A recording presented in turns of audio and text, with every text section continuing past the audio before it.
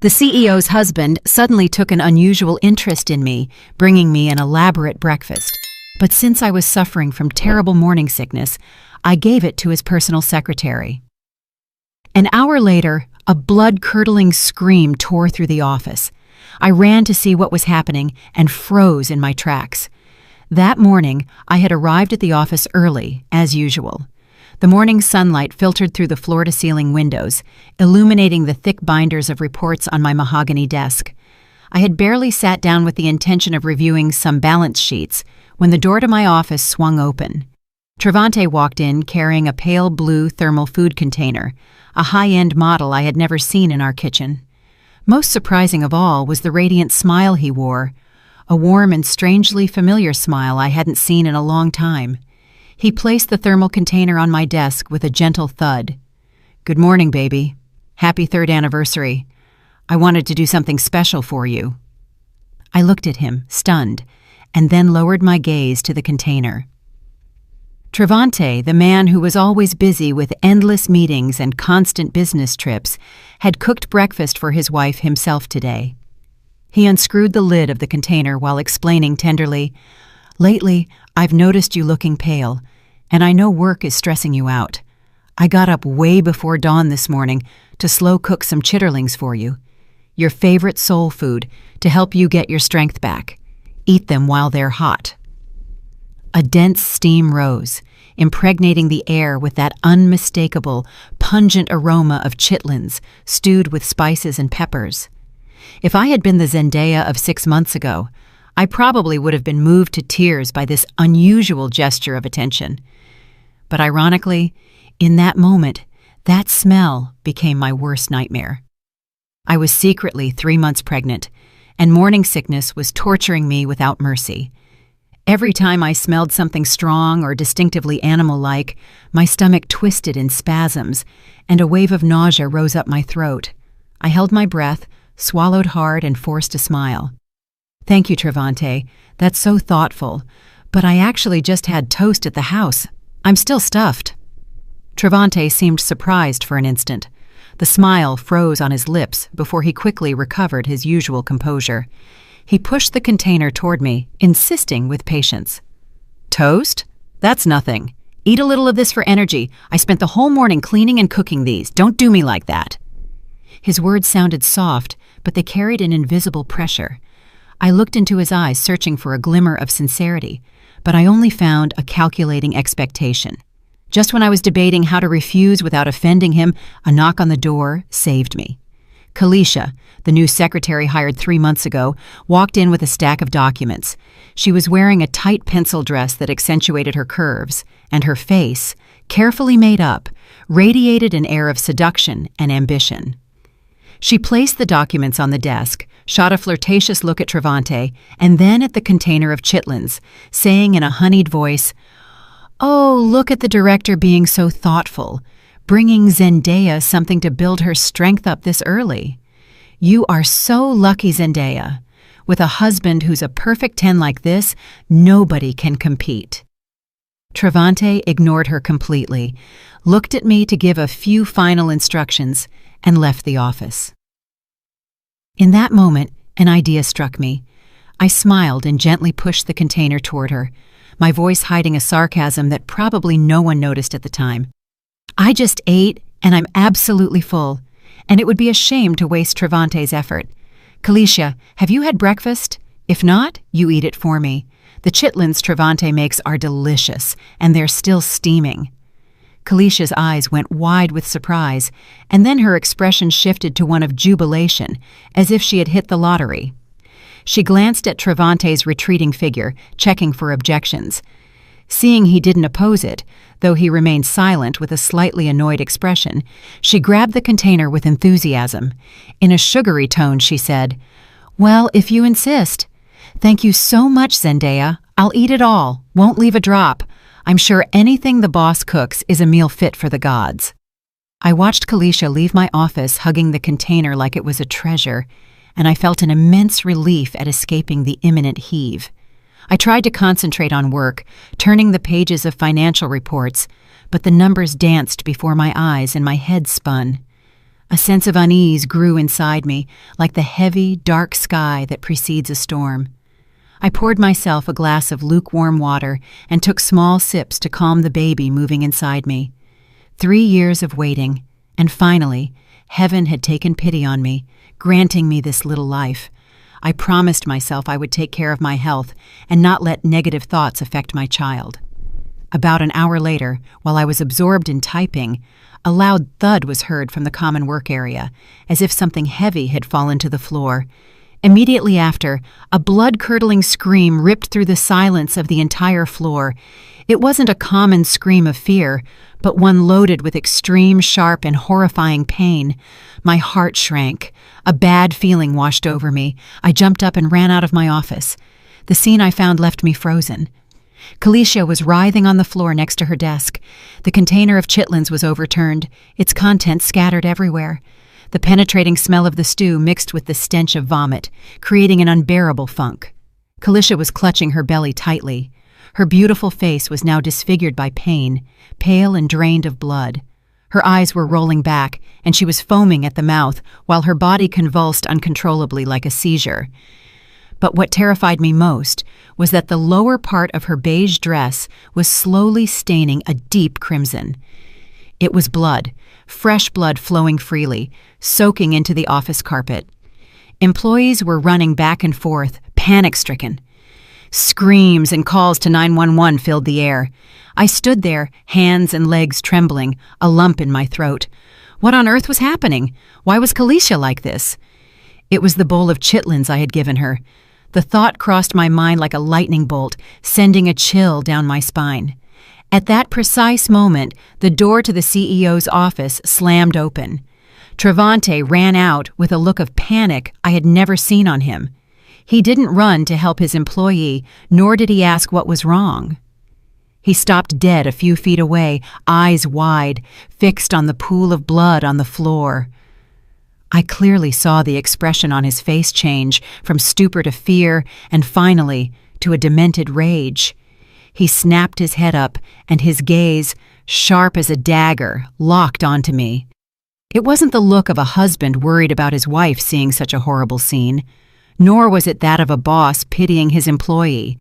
It was the look of a killer realizing his prey had narrowly escaped. He strode toward me and grabbed my arm with a force that made me cry out in pain. He hissed through his teeth, voice trembling with contained fury. "What did you do? Why? Why her?" That illogical and accusing question was like a bucket of ice water, snapping me back to reality. Why was he asking what I had done? Why was he so disappointed that the one lying on the floor was Kalisha and not me? I looked deeply into Travante's bloodshot eyes and felt a terrifying truth begin to reveal itself. I slapped his hand away, trying to maintain composure, and responded with an icy voice. "What did I do? I just gave her the bowl of food you cooked. What are you thinking, Travante? Were you expecting it to be me on the floor?" Travante froze, as if realizing he had said too much. He let go of my arm, took a step back, and wiped his hand over his face to hide his confusion and panic. The sound of ambulance sirens resonated from the street below, breaking the suffocating tension between us. The paramedics came up quickly, placed Kalisha on a stretcher, and whisked her away. Travante ran after them, but before entering the elevator, he turned to look at me with eyes that still distilled hatred and threat. He ordered me, "You have to come to the hospital too. This happened because of the stew you gave her. Don't try to dodge your responsibility."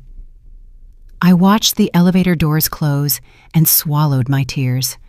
The husband I once loved and trusted blindly had revealed himself to be a complete stranger, a calculating and evil man. That bowl of chitlins, if it hadn't been for the nausea, and if I hadn't given it to Kalisha, the person now lying in a pool of blood would be me, and my little baby would have shared my tragic fate.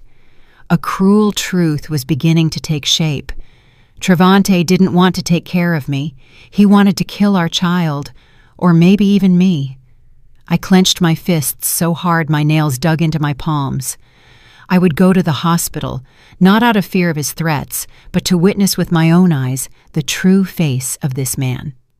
Sitting in the cold plastic chair of the waiting room, I interlaced my hands tightly to stop the trembling coursing through my body.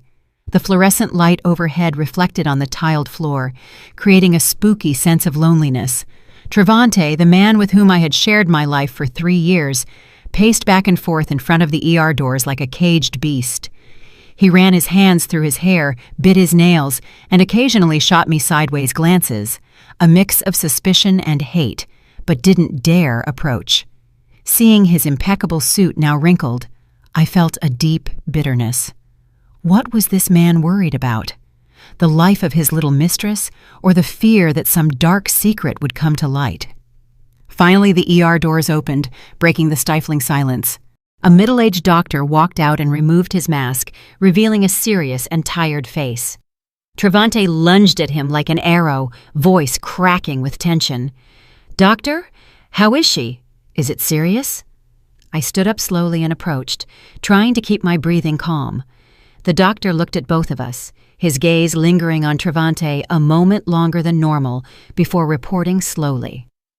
The patient suffered acute poisoning. Luckily, she arrived in time and is out of danger. However, the cause of the severe hemorrhage was the ingestion of a large amount of misoprostol. The medical name made me frown, but for Trevante, it seemed to be a devastating blow. His face lost all color. His lips moved without emitting a sound. The doctor continued explaining in a firmer tone. "It's a drug used to induce uterine contractions, either to facilitate labor or to induce an abortion. With the extremely high dose we found in her gastric contents, it is clear this is intentional poisoning, not simple food poisoning. Following protocol, we have informed the police." Barely had he finished speaking when 2 uniformed officers appeared at the end of the hallway. They approached seriously and asked us to cooperate with the investigation. At that moment, Trevante seemed to snap back to reality. He hurriedly wiped beads of sweat from his forehead, attempting to regain the composure of the CEO he usually portrayed. He turned and pointed a finger at me, voice trembling but full of accusation. "Officers, you need to investigate this thoroughly. This morning I prepared a stew for my wife. She had the container in her office for a long time before giving it to Miss Calicia. I suspect my wife, out of unfounded jealousy, put something in it." I looked at Trevante, feeling as if someone were squeezing my heart. He already had his alibi ready. If I had eaten the stew, I would have lost my child. Since someone else ate it, he would blame me for poisoning.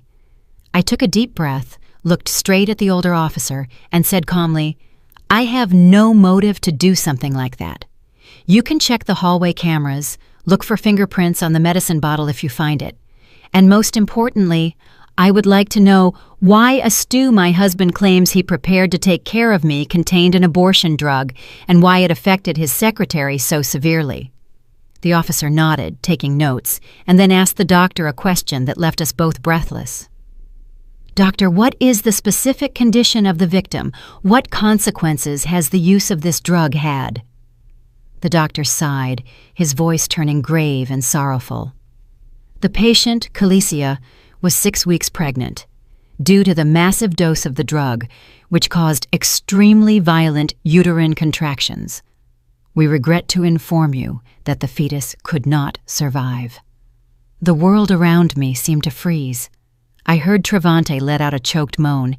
His legs gave way, and he collapsed into the waiting room chair. His face was unhinged, eyes wide open, staring into the void.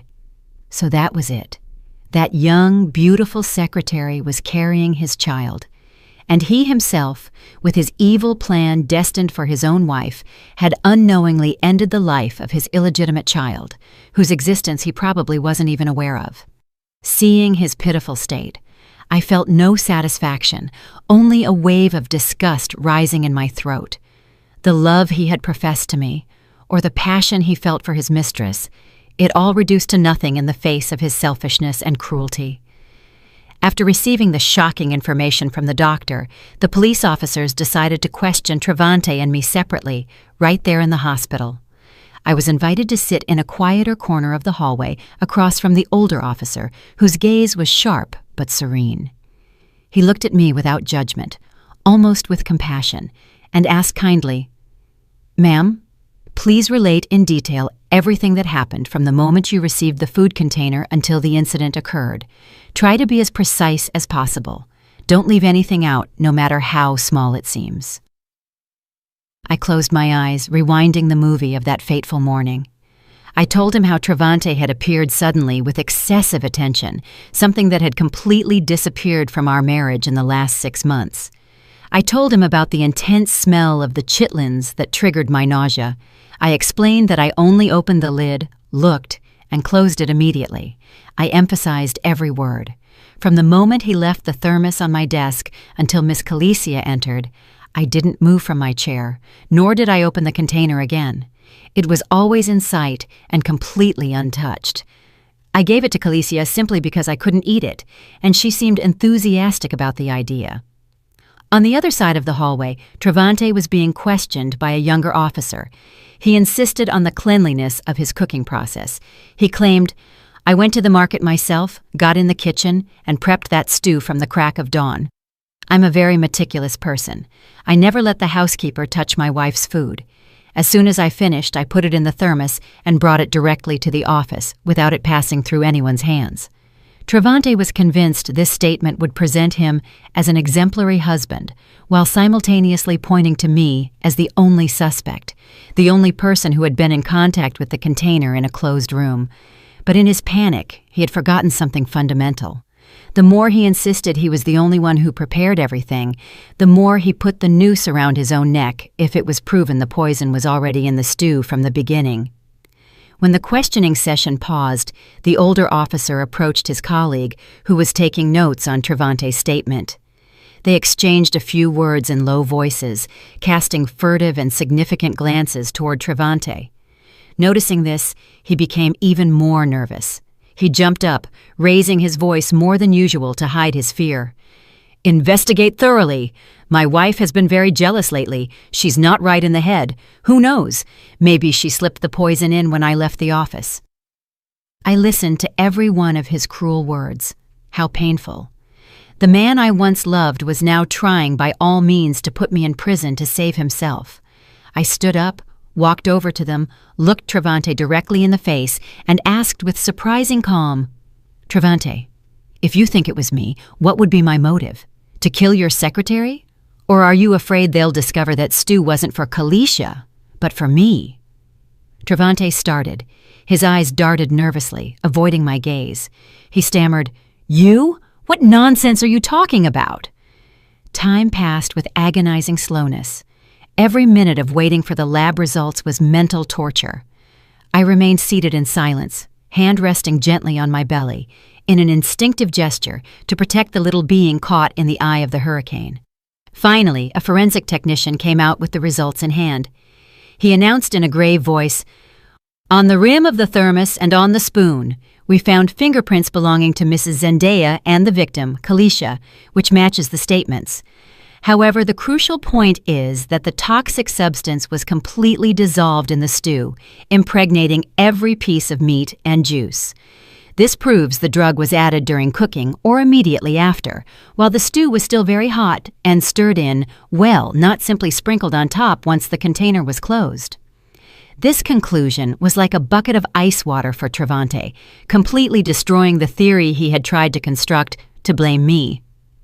If I had added the drug upon receiving the thermos in the office, it wouldn't have dissolved so uniformly. Travante's face changed color, passing from pale white to an ashy gray. He started rambling, losing control. "No, it can't be. Surely it was Calicia who took the medicine. That's it. She was pregnant. She wanted an abortion and took the pill before eating. You have to investigate her. Don't accuse an innocent man." I looked at the pathetic scene of my husband, feeling a mix of laughter and pity.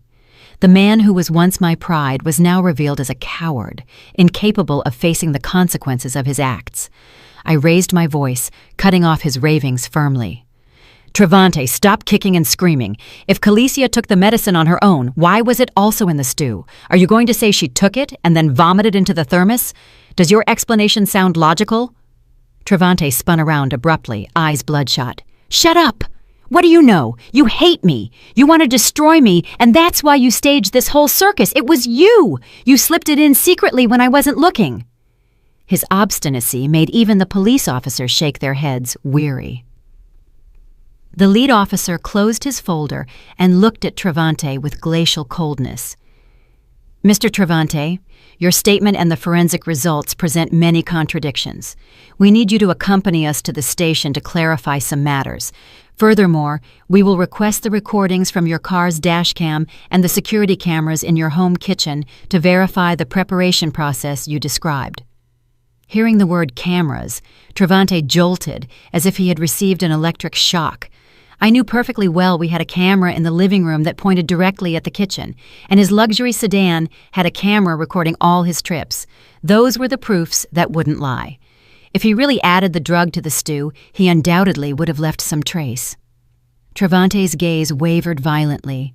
His initial confidence had vanished completely, giving way to the naked fear of a criminal before the bench. He knew the trap he had set for his wife was now closing around his own neck. I stood up, straightened my clothes, and looked at my despicable husband for the last time before they took him away. "Travante, you once said this stew was full of your love. Now I understand that your love actually smells like poison. Luckily, fate wanted our child not to share the same luck as that poor baby." I left him standing there in the middle of the cold hospital hallway and walked away without looking back, silently thanking life for giving me a chance to survive and seek justice for myself and for the child I carried in my womb. Leaving the hospital, I didn't go home. I took a cab straight to the office. The sky was gray and leaden, with dark clouds swirling like an omen of a great storm, an exact reflection of my turbulent state of mind. Entering the building lobby, I felt curious stares and heard the whispers of the employees. The news of Calicia's poisoning had spread like a virus. Rumors were of all kinds, but the most malicious was that of the jealous boss who, finding out her secretary was pregnant by her husband, had tried to poison her to teach her a lesson. Hearing those inventions hurt like knives, but I knew I couldn't break down now. I had to be strong, stand firm to discover the truth, and clear my name. I went directly to my office and slammed the door, isolating myself from the gossip outside. Shortly after, someone knocked gently. It was Imani, my trusted assistant who had been with me since the beginning of my career. She walked in with a worried face, but a look full of determination.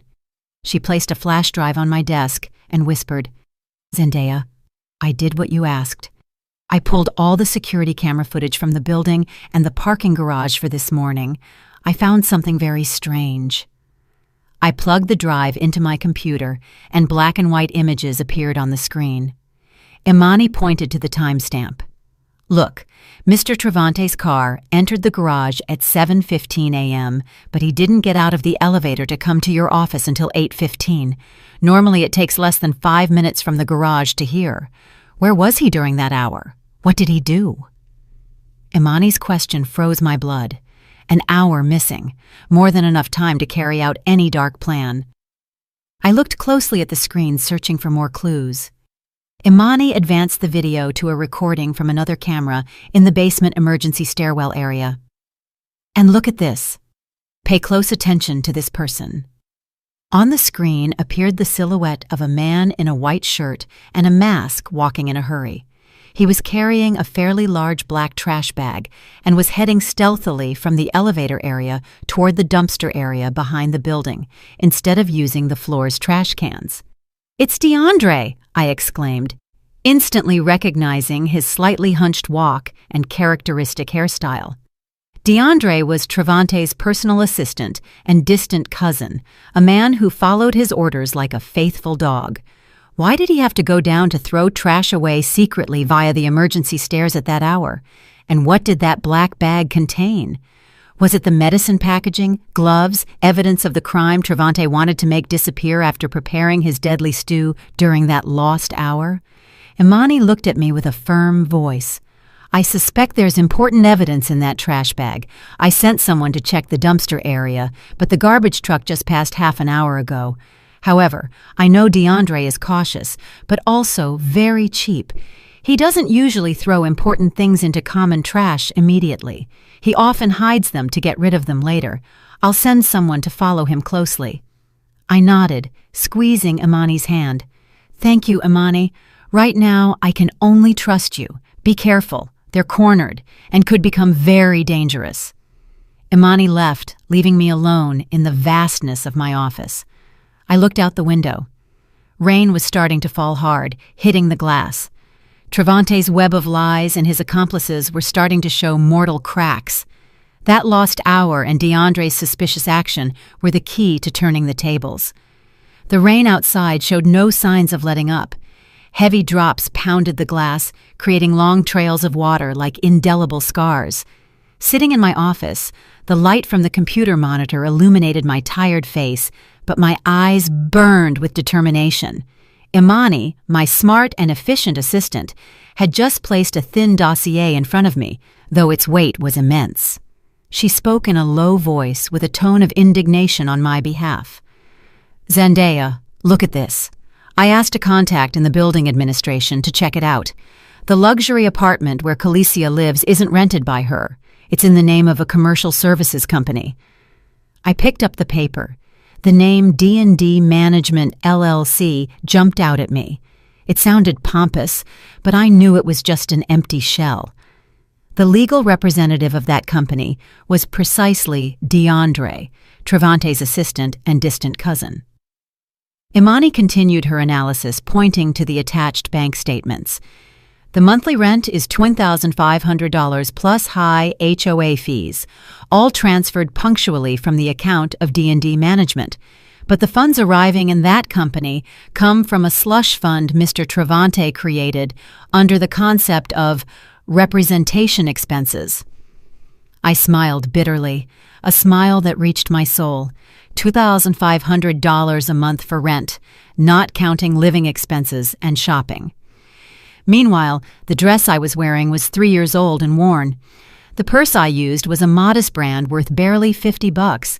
Travante always complained about the company's difficulties, asking us to tighten our belts to secure our future. Turns out the future he was worried about wasn't our families, but the luxurious love nest of his little mistress. I turned to the next page and found a photograph taken secretly of Khaleesi entering an elegant private clinic. The photo was from 2 weeks ago. Imani explained, "She went for an OB/GYN checkup. That meant Khaleesi knew perfectly well she was carrying Travante's child. She wasn't as innocent as she appeared. She was using that pregnancy as a strategic card to force Travante to make a decision." I looked at Khaleesi's young, smooth face in the photo and felt a chill. Behind that naive appearance hid a calculated veteran. She wanted to become the lady of the house in one fell swoop, destroy my happiness to build her own castle. But she didn't count on the man she had chosen as her pillar being a cold-blooded being, willing to cruelly dispose of his own son to protect his interests. The phone on the table vibrated suddenly, breaking the silence. The screen showed "My Love," a name I hadn't changed yet, and which now sounded terribly ironic. I took a deep breath. I put my hand to my chest to calm my racing heart and answered. On the other end sounded Travante's deep, familiar voice, but now I only heard a falseness that turned my stomach. "Baby, where are you?" "I just got out of the precinct. I'm exhausted. They asked me 1,000 things. My head hurts." I contained the rage and faked a trembling, worried voice. "I'm at the office. I'm so scared, Travante. Everyone is whispering. I don't dare go home. Are you okay? Did the police give you trouble?" Travante sighed theatrically on the other end, playing the role of the aggrieved husband. "What are they gonna do to me? He who has nothing to hide fears nothing. I'm just worried about you. I don't want you thinking crazy things and having it affect your health. Stay calm there, or go to your mother's house to rest. Don't listen to the rumors. I'll fix everything." Hearing those empty words of concern, I wanted to scream in his face that I knew everything, but reason stopped me. I needed him to be confident, to think I was still the naive little lamb so he would make more mistakes. I responded softly, "Of course I trust you. Get some rest. I'll come back a little later tonight. I have to finish a couple of pending things." I hung up and looked at the curtain of rain behind the window. Travante, you think you control the game? You're wrong. Night fell, and the city lit up with a vibrant glow, but that shine couldn't hide the dark corners of the human heart. I received a message from the private driver I had sent secretly, informing me that Kalicia's mother, Mama Hattie, had already arrived at the bus station. She had taken the first Greyhound from her small town in rural Alabama as soon as she heard her daughter had suffered an accident. I instructed the driver to take her to a modest but clean hotel near the hospital, and I emphasized not to take her to see her daughter yet, as visiting hours were over. It was better for her to rest after the long trip. I arrived at the hotel past 9 p.m. As soon as I entered the lobby, I recognized Mama Hattie. She was sitting, huddled on a sofa, a petite and thin figure in a simple brown dress. She wore worn-out sneakers, and next to her were 2 large cloth bags filled to the brim. Surely they were fresh produce, collard greens, maybe sweet potatoes. Humble gifts a poor mother had brought with effort for her daughter. The image moved me, reminding me of my own grandmother down south, just as hard-working, sacrificing everything for her kin. Seeing me approach, Mama Hattie stood up nervously, clasping her hands, cracked and weathered by work. I smiled, took her hand, and said kindly, "You're Kalicia's mother, right? I'm Zendaya, Kalicia's boss at the company. I knew you were coming and wanted to make sure you were okay, that you had eaten and had a place to rest." Mama Hattie's eyes filled with tears, and her voice, thick with a heavy southern accent, trembled. You're my Kalicia's boss? Lord bless my soul. You are very good, child. I don't know what foolishness she must have done to end up like this. At home, she's a very good, hard-working girl, you know? I helped her sit down and poured her a glass of water. Seeing the love and pride in her eyes when talking about her daughter, I felt a knot in my stomach. She didn't know her good and hard-working daughter lived in a luxury apartment that she, working her whole life, couldn't even dream of, that she used designer bags whose value equaled her entire fortune. I asked gently, "Does Miss Kalicia call you often? Does she tell you things about her life or work?" Mama Hattie responded with sincerity, "Of course she does, calls me all the time. Says they treat her real good at the company, that the pay is good, and she lives in a free company dormitory that's real nice. Every month she sends me $100 for my medicine and tells me not to worry, that she wants for nothing." Hearing this, I couldn't help but sigh. $100 for her mother, but willing to spend thousands on a whim to please her lover. How fragile and false was that filial devotion. I decided Mama Hattie had to see the truth, even though I knew it would be cruel for her. I feigned surprise. "Oh? She told you she lived in a dormitory? I thought Kalicia had rented a luxury apartment in Buckhead. That's a very expensive area. Rent for 1 month there equals a year of a worker's salary, and I see her often with designer things. The other day she was carrying a purse that I heard costs almost $2,000. Mama Hattie froze. Her cloudy eyes opened wide, full of confusion. "What? What are you saying?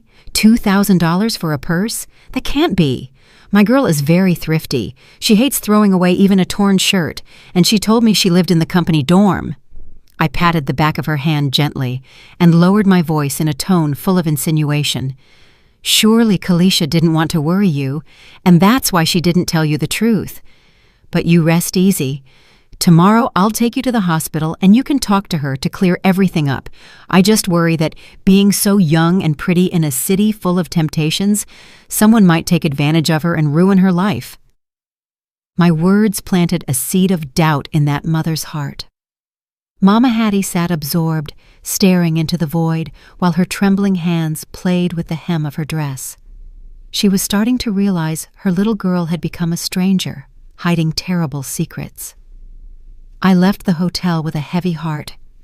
I didn't want to hurt her, but she was the most important witness, the only person who could wake up Kalicia's conscience, and, at the same time, the leverage I needed to unmask Travante. In this war, everyone would get hurt, even the most innocent. The next morning, just as I was leaving the garage to go to the office, a figure blocked my path.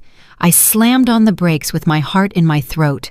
Looking closely, I saw it was DeAndre. He was there, looking furtive, glancing around as if fearing someone would see him. He tapped gently on my car window, signaling me to talk to him. I rolled down the window just enough to hear him, keeping a safe distance. "Mrs. Zendaya, can I have a minute? I have something very important Mr. Travante asked me to hand-deliver to you." His voice was a trembling whisper. I smiled with disdain and unlocked the door just enough for him to slip into the passenger seat. In the confined space of the car, I perceived a sour smell of sweat and stale tobacco emanating from him. He was clearly very nervous. He pulled a thin file from his jacket, left it on my lap, and withdrew his hand as if burned. "What is this?" I asked with a cold voice, without even looking at him. It's an old medical record of Miss Kalisha that Mr. Travante found this morning," DeAndre stammered, sweat beading on his forehead. "Inside here, right here, is a receipt for the purchase of a medication, an abortifacient she bought yesterday at a shady pharmacy. The boss says, take this and give it discreetly to the police, saying you found it by chance in a drawer of Kalisha's desk. That way Mr. Travante will be free of suspicion and you won't be implicated either." I took the file and opened it slowly. Inside was a superficial medical report and a crumpled receipt. I held the receipt up to the light. The handwriting was a scribble specifying the name of the drug, misoprostol. The purchase date was from the previous afternoon, but the most ridiculous thing was that the ink on the receipt was fresh and the paper pristine, without a single wrinkle. It was evident this was a fake invoice made in a hurry the night before. "Burning the evidence in my hands," I murmured, before turning and fixing him with a stare so sharp he shrank back. "You and Travante think I'm stupid. The ink on this receipt hasn't even dried. You're asking me to give this to the police? That's like asking me to confess I falsified evidence. Or maybe what y'all want is to blame Kalisha for buying the drug and committing suicide out of depression, so Travante walks clean, and I take the blame for knowing and not stopping it." DeAndre paled. His lips trembled uncontrollably. "No, it's not that, ma'am. The boss said if you just handed it over, everything would be solved. You're his wife, you have to help him.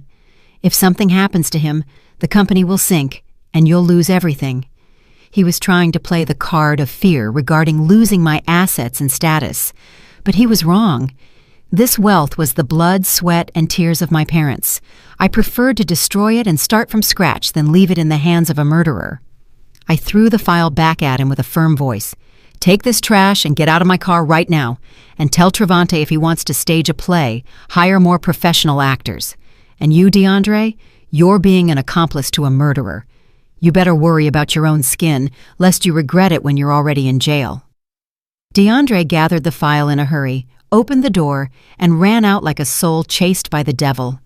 Watching his pathetic figure disappear behind a concrete pillar, I knew Travante was desperate. He was drowning in the mud he himself had created, and the more he struggled, the tighter the noose got. This clumsy farce not only wouldn't save him, but was also further proof of the cruelty and baseness of a despicable husband and boss. Back in my office, I called Imani immediately. The atmosphere in the office had become as tense as a command post in the middle of battle. Imani placed her laptop on the desk, face lit up with the excitement of someone who just found treasure. "Zendaya, just as you suspected, I reviewed all of Travante and DeAndre's call logs from the last week. There's an unknown number that appears with alarming frequency, especially the night before the incident. I investigated and found out who it belongs to. You're not going to believe it. It's Soraya." "Soraya."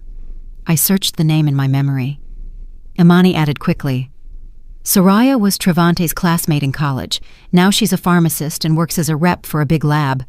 According to some old girls from HR, she had a fling with Travante back in the day, but they broke up when he married you. I didn't imagine they had reconnected. A pharmacist, an ex-girlfriend, and secret calls at night." All the loose pieces started fitting into a complete picture. Travante couldn't buy that restricted drug himself for fear of being discovered, so he turned to Soraya. Maybe he cajoled her with promises of money, or rekindled old feelings to convince her to help. "Did you find any proof they met?" I asked, heart beating 1,000 miles an hour. Imani nodded. Her fingers slid quickly across the keyboard. "Here it is.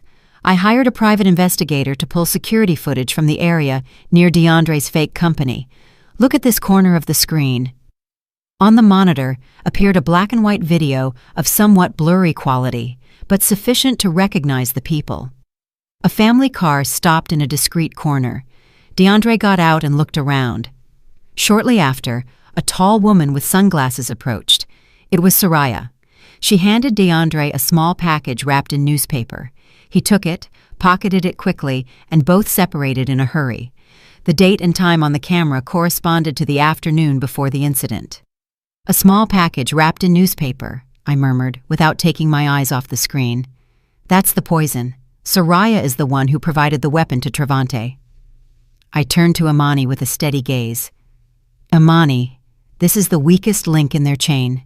Soraya has an education, a stable job. She could do this for money or love, but I'm sure she's not a professional criminal.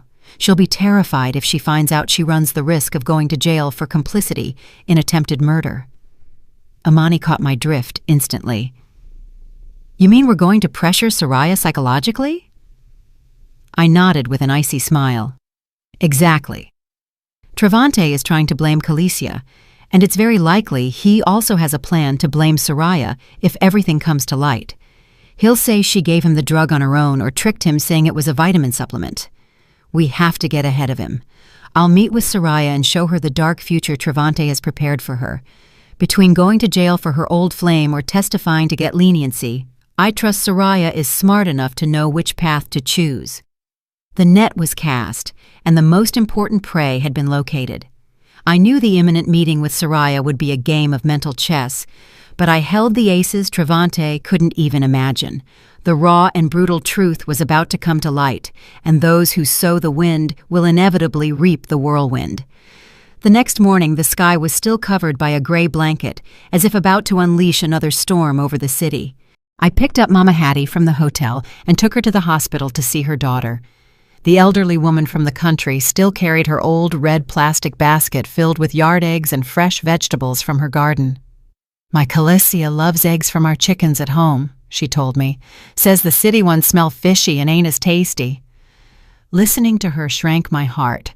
A mother's love is immense like the ocean, but her daughter had traded that love for the vanity and luxury of the city.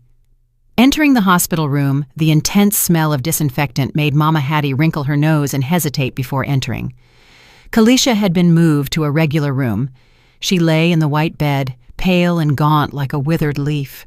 Seeing her mother, her eyes snapped open, and her dry lips barely managed to pronounce a weak, "Mama." Mama Hattie ran to the bed, left the basket on the floor, and grabbed her daughter's freezing hand while tears ran down her face. "My child, how did you end up like this? Why did this happen to you?" Calicia turned her head, avoiding her mother's gaze, while tears of bitterness rolled down her cheeks.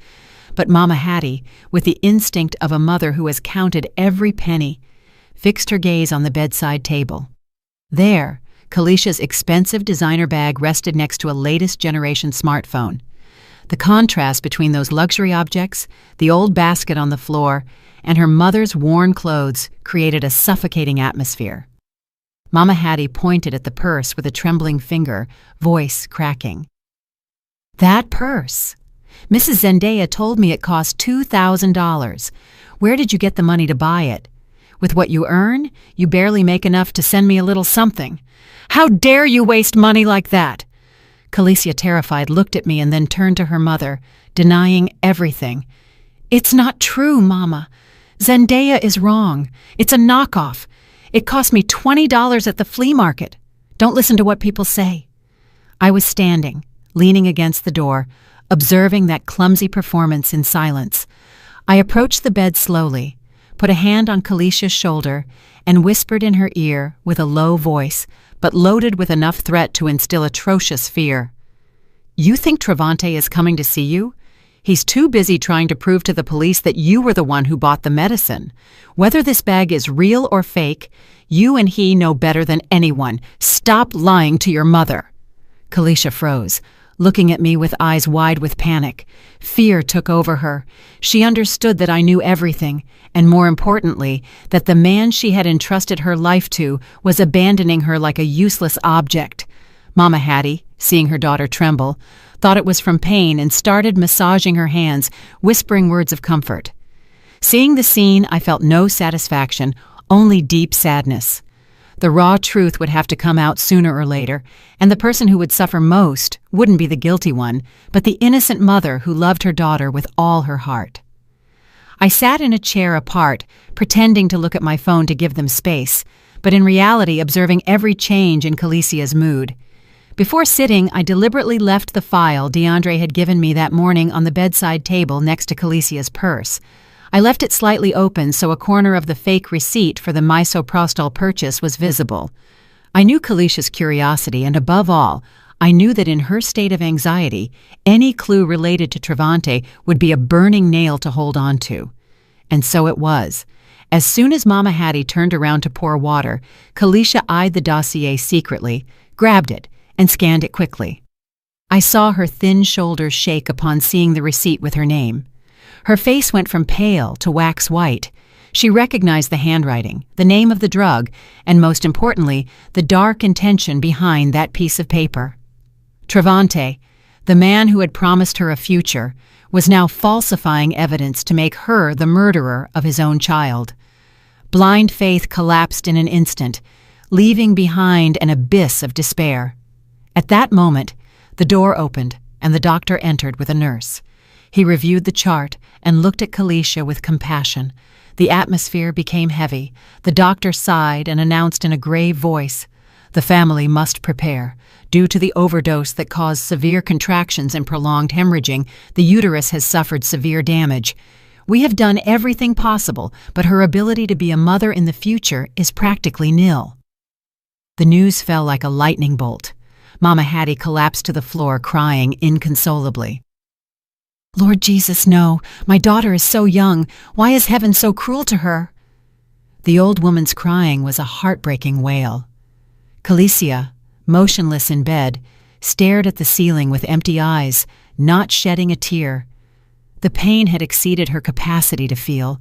No child, no possibility of being a mother, betrayed by her lover. Everything had collapsed at once, destroying her life. I approached to help lift Mama Hattie, heart shrinking. I looked at Kalisha and saw in her empty eyes the remains of her broken dreams. I leaned toward her again and whispered with a cold voice full of bitterness. "You see? This is the price of stealing another woman's husband. The price of those luxury bags is very high. Not only has he snatched your child, but also your future as a mother. Do you still want to protect him?" Kalisha turned her head and looked at me. Her lips moved, and in her eyes shone a deep hatred. I left the hospital with my soul in suspense and drove to the place I had agreed upon with Soraya. It was a discreet coffee shop in an alley, elegantly decorated and, most importantly, equipped with a security camera system that recorded every corner clearly. I chose a table in a corner from where I could see the entrance without losing privacy. I stirred my orange juice, trying to calm my mind before the storm that was approaching. At the agreed time, Soraya appeared. She entered with the sophisticated and haughty air of a successful woman. She wore a wine-colored silk dress that accentuated her skin and figure, a designer bag, and sunglasses covering half her face. She inspected the place and stopped upon seeing me. A half-smile of contempt was drawn on her lips. She approached, sat in front of me with arrogance, and took off her glasses, revealing eyes sharp and made up with care. "Hello, Zendaya," she said with a sweet but sharp voice. "I didn't expect the model wife to summon her husband's ex to a place like this. What are you looking for me for? Need advice on how to keep a man? Although it's curious. How do you keep him so bored that he has to come vent to me?" Her words were a deliberate provocation, an attempt to hurt me to see my reaction. In another time, perhaps I would have been enraged or burst into tears, but the Zendaya of today had suffered too much to let cheap jabs affect her. I looked at her calmly and smiled slightly. Soraya, I haven't called you to make a scene of jealousy or fight for a cheating man. A man like Travante, I gift him to you if you want. I'm here to save you from an imminent disaster before you become a criminal. Soraya let out a laugh that resonated in the silence of the shop. You save me? That's a joke. What do you need to save me from? I have money, a career, freedom. Worry about yourself. Without arguing, I took out my phone and opened the photo the detective had obtained from the security camera. I slid it across the table, voice hardened. Look closely at this. The day before yesterday afternoon, in an alley near DeAndre's office, you met with him. The little package wrapped in newspaper you gave him, what was in it? Vitamins or misoprostol? Soraya's smile vanished instantly. She picked up the phone and stared at the photo with trembling hands.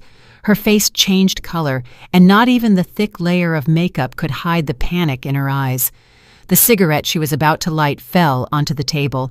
She looked up, voice breaking, having lost all confidence.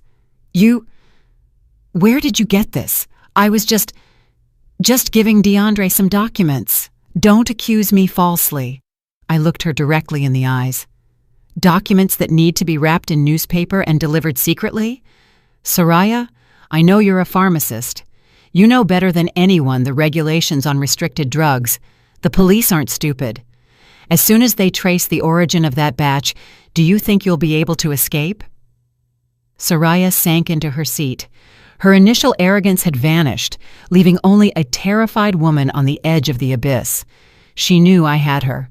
It was time to deliver the coup de grace. I leaned back in my chair and lowered my voice to a tone that was both a threat and an offer.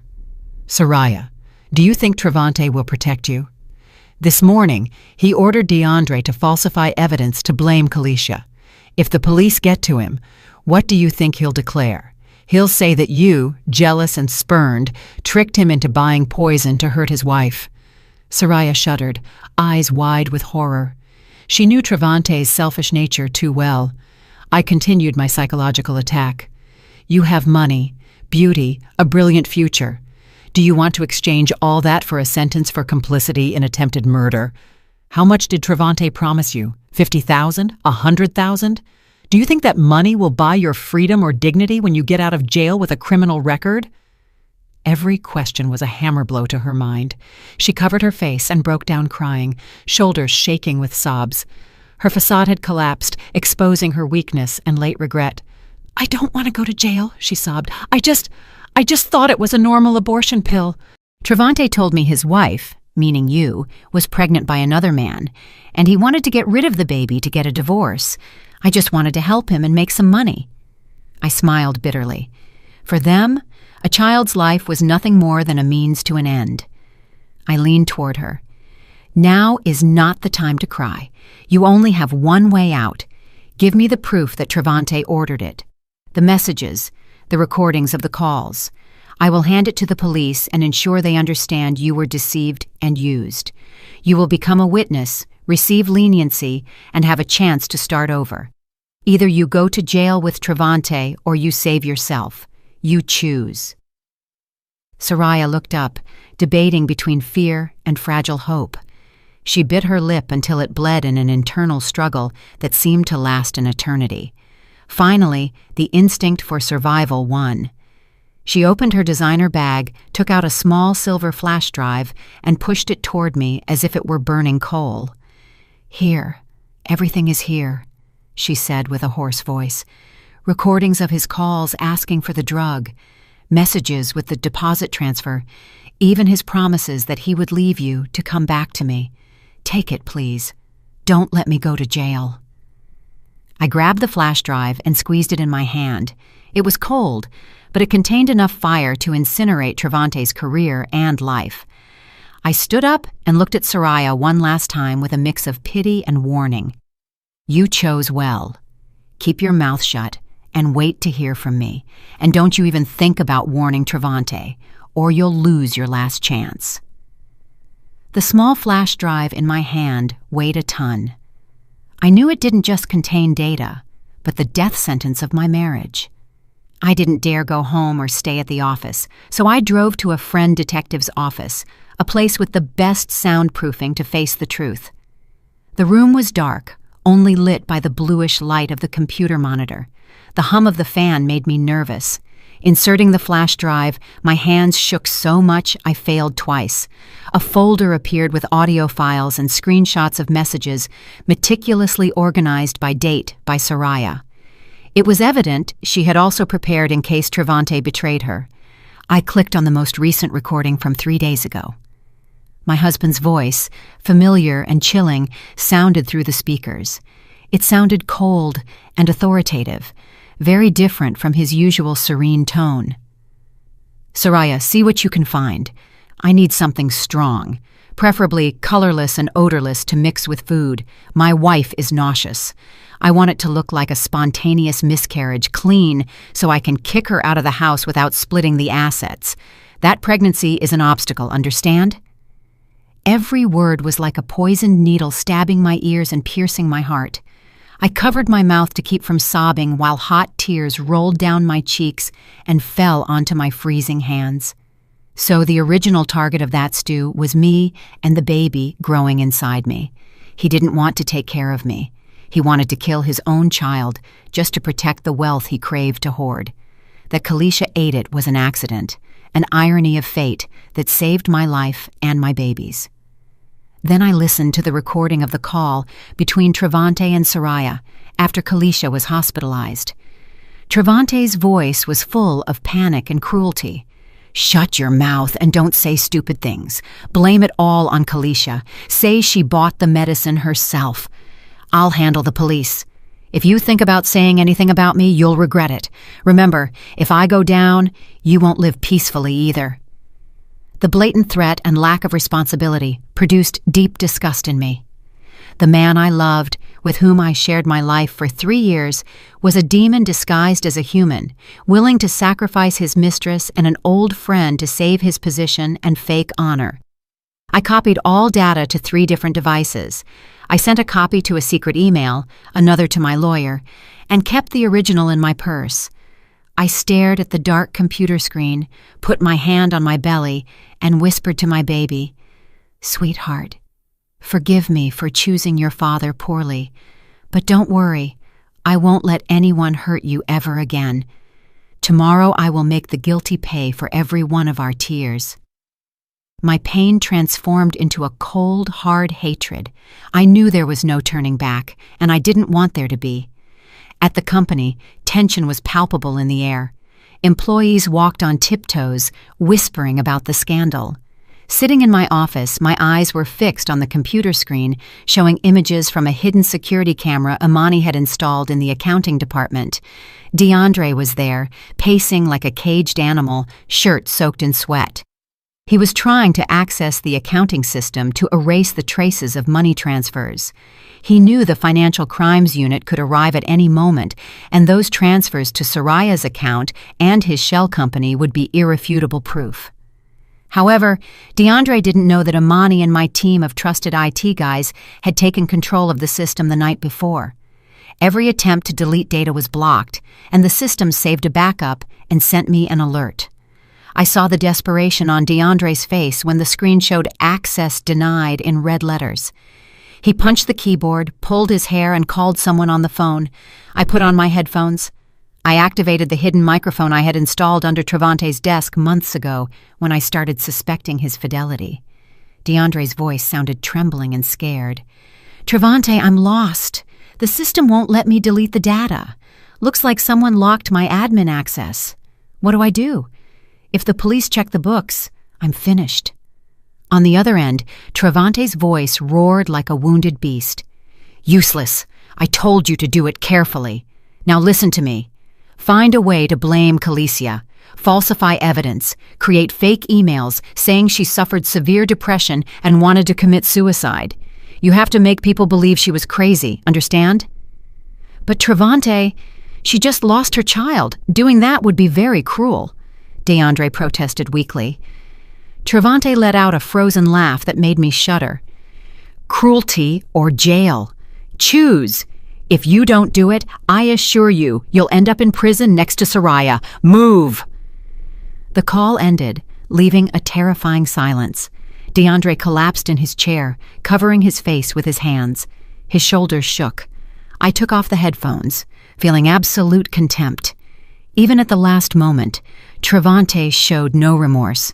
He kept trying to trample on others' pain to save himself, wanting to turn Calicia, the victim of his betrayal, into a suicidal madwoman. The news that Trevante and DeAndre were spreading the rumor that Calicia had tried to commit suicide out of depression spread quickly through the company and, of course, reached Mama Hattie's ears. The humble woman from the country who had spent her life working the land transformed into a lioness defending her cub. She burst into the company lobby at lunch hour when it was full of people. She wore her worn clothes and old sneakers, but her face reflected uncontainable fury. Crying and shouting with a voice broken by pain, she clamored, "Where is that wretched director? Come out here! You deceived my daughter, ruined her life, and now accuse her of wanting to kill herself. God sees everything, and your punishment is coming." The security guards tried to stop her, but no one dared be rough with an old woman suffering like that. The crowd gathered, whispering and recording with their phones. Trevante had no choice but to come out. He stepped out of his private elevator frowning, attempting to maintain a fake calm. He approached Mama Hattie and said in a low, threatening voice, "Ma'am, please calm down. Let's talk in my office. Don't make a scene here." Mama Hattie looked at him with bloodshot eyes and pointed her finger at him. "I ain't going nowhere. Whatever you gotta say it here so everyone can hear. You say my daughter wanted to kill herself? My child loves life. She was sending me money to fix up the house. Why would she want to die? It was you hypocrite, who drove her to this." Trevante paled and signaled DeAndre to bring a bulging envelope. He shoved it into Mama Hattie's hand and whispered, "Here's $5,000. Take it for your expenses and take her back to the country. Don't make things harder for me. I'm a victim here too." From the mezzanine, I witnessed the whole scene with a shrinking heart. $5,000. Was that the price of dignity, health, and the future of a young woman? Mama Hattie opened the envelope. Seeing the bills, she let out a bitter laugh and suddenly threw them in Trevante's face. The bills flew through the air like dry leaves. "I'm poor, but I ain't selling my daughter's blood," she screamed with a wail that silenced the entire lobby. "Your money is dirty. I'm going to report you. I'll report you to the end, even if I have to sell my house to give my daughter her honor back." Trevante stood paralyzed in the rain of money, red with humiliation and rage. The crowd started pointing at him, casting looks of contempt. In that moment, I knew Trevante had lost. He could buy many things with money, but not the pride of a mother who loves her child. The image of those bills falling would be an indelible stain on his life. After the scandal at the company, I went home at dusk. The enormous house was dark, cold as a tomb. I found Trevante in the living room, sitting on the sofa with a glass of whiskey in hand, staring into the void. Seeing me arrive, he didn't lift his head. "You're back," he said with a hoarse voice. "Quite a show today at the office." "No. You must be satisfied seeing me humiliated by an old country woman in front of all the employees." I turned on the light. His face was gaunt and pale. I left my purse on the table and responded calmly. "I'm not satisfied. I'm sad. Sad that you let things go this far. Why did you give her money? That's like admitting your guilt." Trevante let out a bitter laugh and downed the whiskey in one gulp. "What do you know? In this world, what isn't fixed with money is fixed with a lot of money. That old woman is stupid, that's all." He went to the kitchen and returned with a glass of warm milk. He placed it in front of me, and his voice became strangely soft.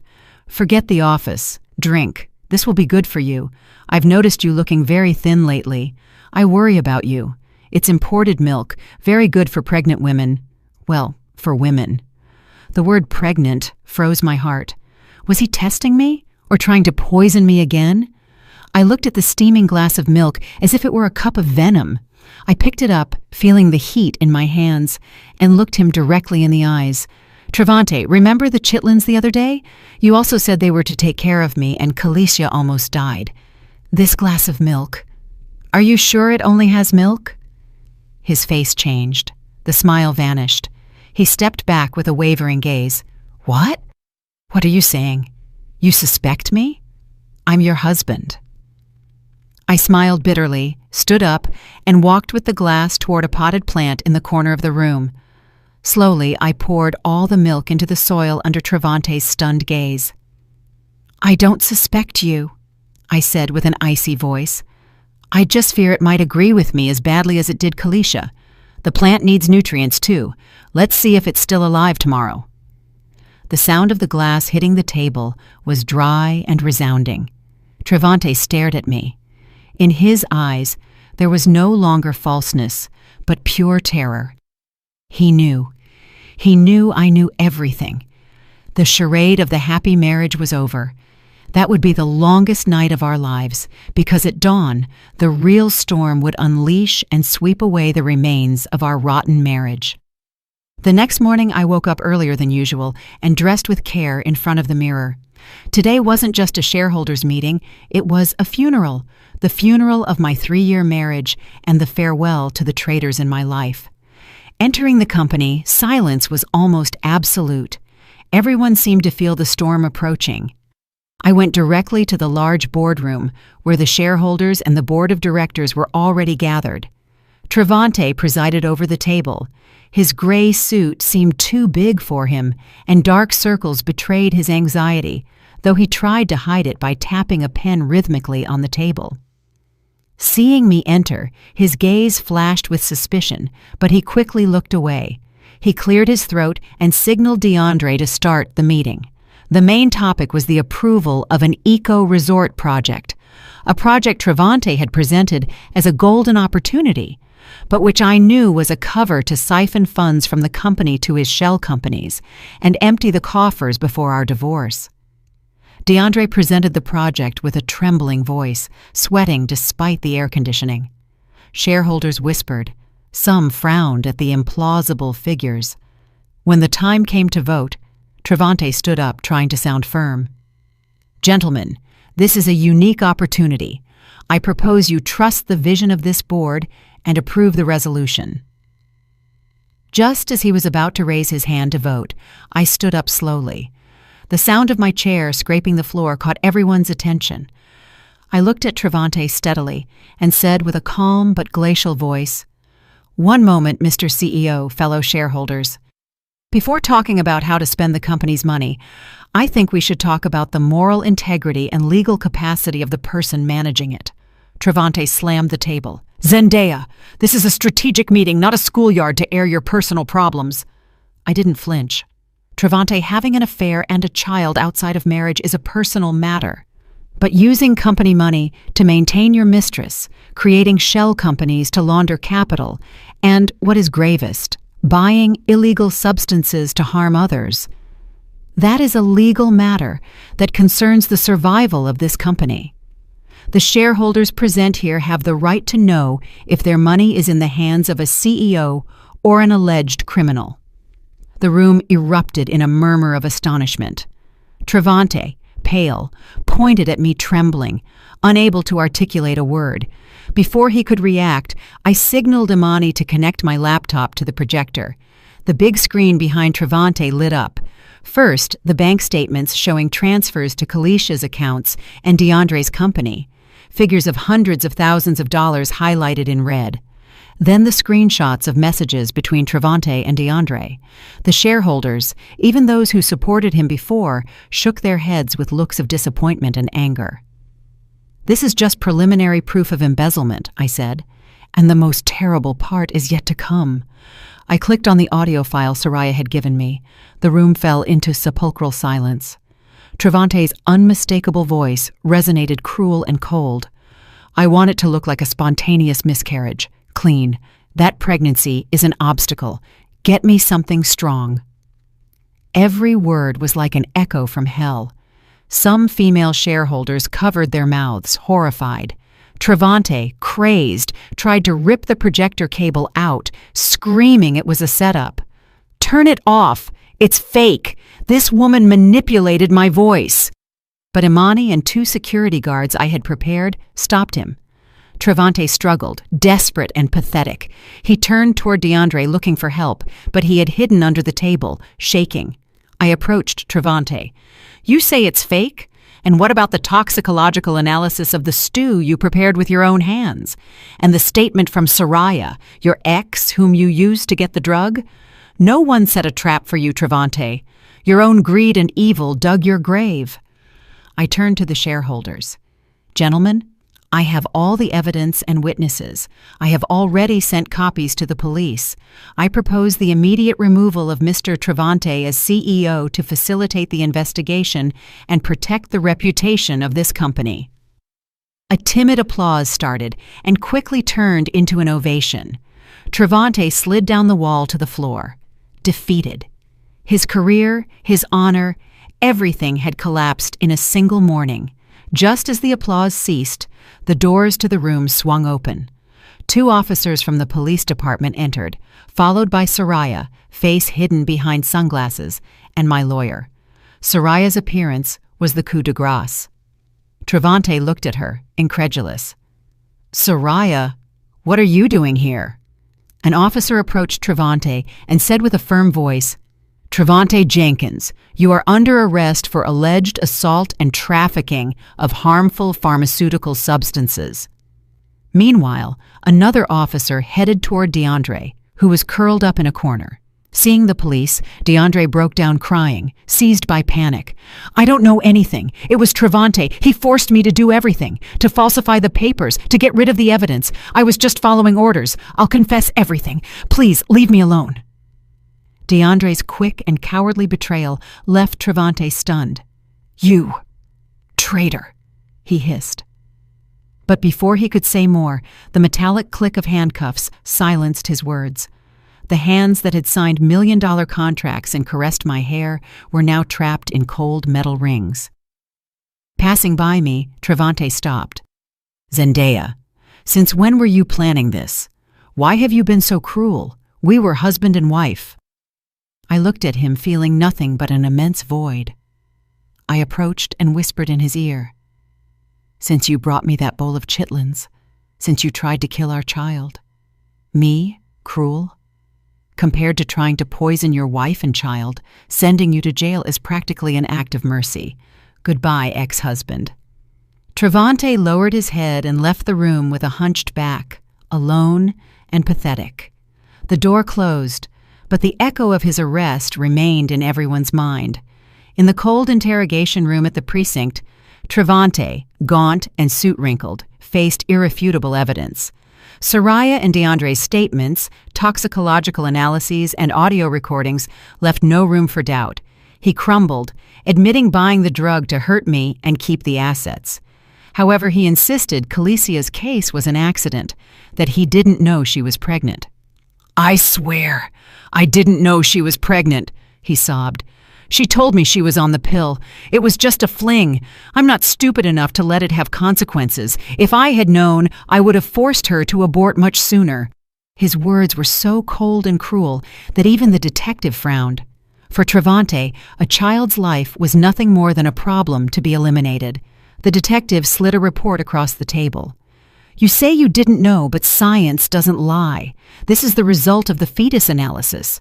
It confirms 99.99% that it was your biological son. And by the way, it was a boy." Travante grabbed the paper, trembling. His eyes locked onto the words, "Paternity confirmed." "A boy. It was a boy," he murmured, before banging his head against the table and letting out a scream of animal pain. He cried, but not out of regret, but for the loss of the male heir he craved so much.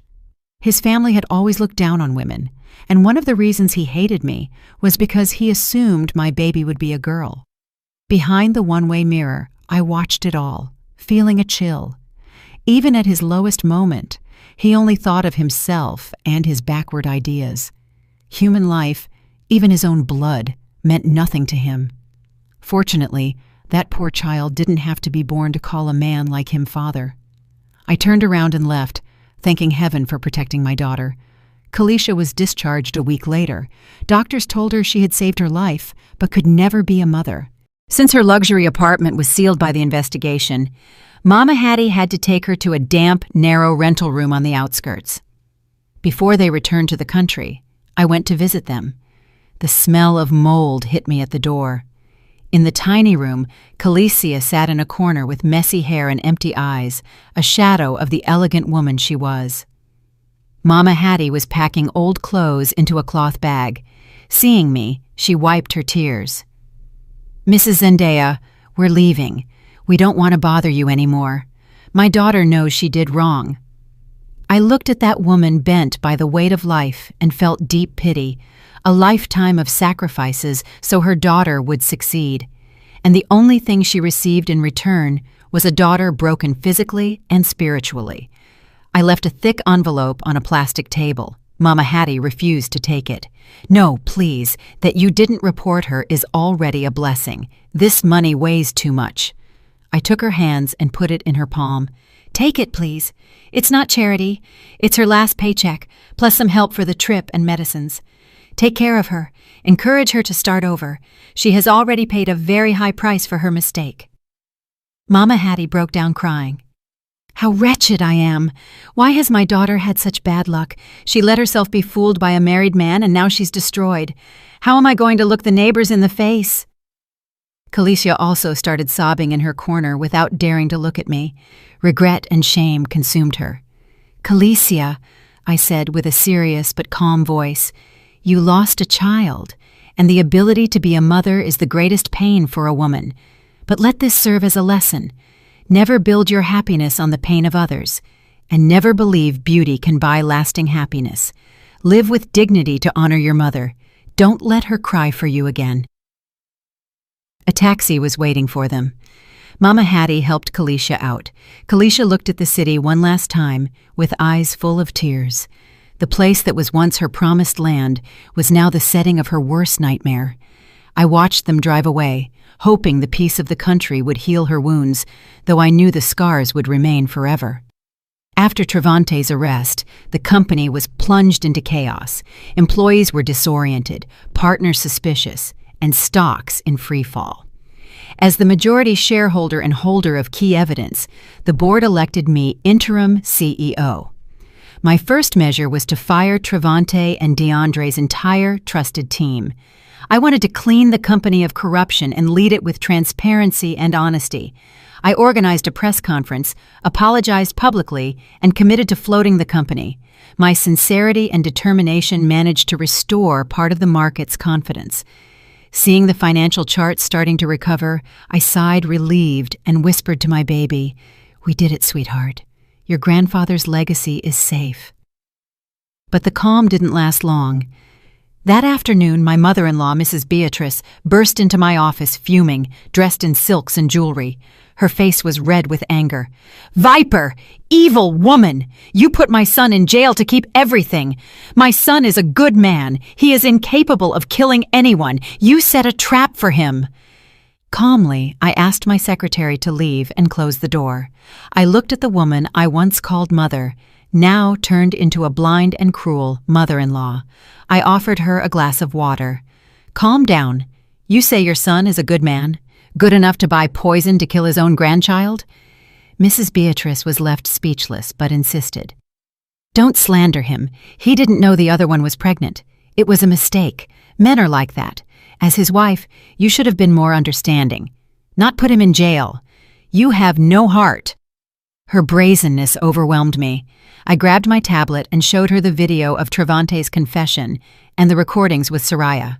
I hit play. Her son's voice resonated clear and cruel. "I want it to look like a spontaneous miscarriage. That pregnancy is an obstacle." As she listened, Mrs. Beatrice's face decomposed. She saw her perfect son revealed as a monster.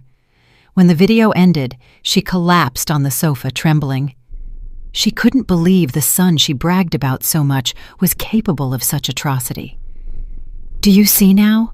I said, voice softer but firm. "That stew was for me. If I had eaten it, the grandchild I carry in my womb wouldn't be here anymore. Not only did he want to kill his secretary's child, but ours too, your grandchild. Do you still want to defend him?" Mrs. Beatrice looked at my belly and then at me. The truth was too brutal. She covered her mouth and broke down crying, a cry of shame and regret. She stood up wobbling and left without daring to look at me. I saw her hunched back and felt pity. She was also a mother, but her blind love and misguided upbringing had contributed to this tragedy. A week later, I received a summons from my lawyer to visit Travante in pretrial detention and finalize the divorce. With the lawsuit in hand, I crossed the cold doors of the jail. The air smelled of confinement and dampness. They took me to the visiting room, and I sat in front of a thick glass. Shortly after, they brought Travante. I barely recognized him. In just a few weeks, he had aged 10 years. Shaved head, sunken face, unkempt beard. His eyes, once bright, were now dull and full of fear. He wore a prisoner uniform that was too big. Seeing me, a glimmer of hope shone in his gaze. He leaned toward the intercom with a trembling voice. "Zendaya, did you come to see me? I knew you still love me. Drop the charges, please. I made a mistake. I swear I'll change. Think of our 3 years together. Think of our child. A boy needs his father." I looked at him with a calm heart. His pleas, which before would have moved me, now seemed ridiculous. He used our son as a shield, the same son he tried to kill. I slid the divorce papers and a pen through the slot. "Sign. The love ended the day you tried to poison me, and my son doesn't need a father who tried to kill his mother. You don't deserve to be a father." Travante grabbed the paper, trembling. He looked at the words, "divorce decree," and tears fell on the sheet. "Zendaya, please. I don't want to lose everything. I'll start from scratch. I'll make it up to you. Don't be so cruel." I interrupted him with a firm voice. "Stop acting. You're not crying out of regret, but for the life of luxury you lost. Sign now, or I'll have to use the evidence of embezzlement. Then it won't be 12 years, but 20. Hearing that, he stopped crying. He knew I wasn't joking. He grabbed the pen and signed with a handwriting shaky and crooked like his own life. I picked up the paper. Our marriage had ended with a signature in a cold visiting room. I stood up. "Rehabilitate yourself. I hope when you get out you learn to be a decent person. Goodbye forever." I turned around, leaving behind his weak and desperate screams. The iron door closed with a dull thud, separating two worlds, two destinies. I stepped out into the sunlight, blinding and bright. Finally, I was free. The trial was quick thanks to the solid evidence. Soraya, as a cooperating witness, received a 2-year suspended prison sentence, but the price was high. Her pharmacist license was revoked forever, and she was fired from her job. From a life of success and luxury, she went to unemployment and shame. She had to sell her condo and car to pay the fines. One night I received a long message from her full of apologies and laments. I read it without emotion and deleted it. Her regret meant nothing to me. I chose to forget her like a speck of dust that irritates your eye and then disappears. My mother-in-law, Mrs. Beatrice, didn't give up. She started slandering me, saying I was a harpy who had stolen everything from her son. I ignored her. One day, her lawyer came to my house demanding half my assets. I calmly reminded him of the prenup Travante had signed and the evidence of his embezzlement. I warned him if he kept harassing me, I would sue for defamation.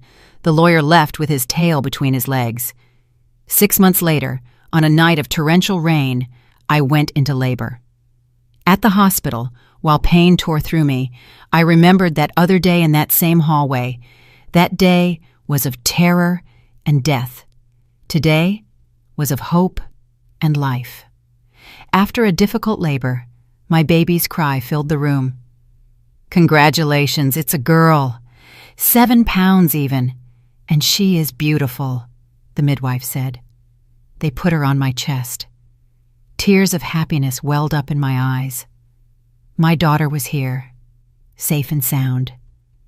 I named her Serenity, a simple name that enclosed all my wishes for her, a life of peace. A thought shuddered through me. If that morning hadn't been for the nausea, this sacred moment would never have existed. Fate, sometimes cruel, sometimes miraculous, had taken a life to save another. The day of the sentencing, I didn't go to court. I watched the news at home with Serenity in my arms. Trevante was sentenced to 12 years in prison. On the screen, he looked like a broken man. I felt nothing seeing him. Neither joy nor pity, just immense relief. My past closed with the judge's gavel. 2 years later.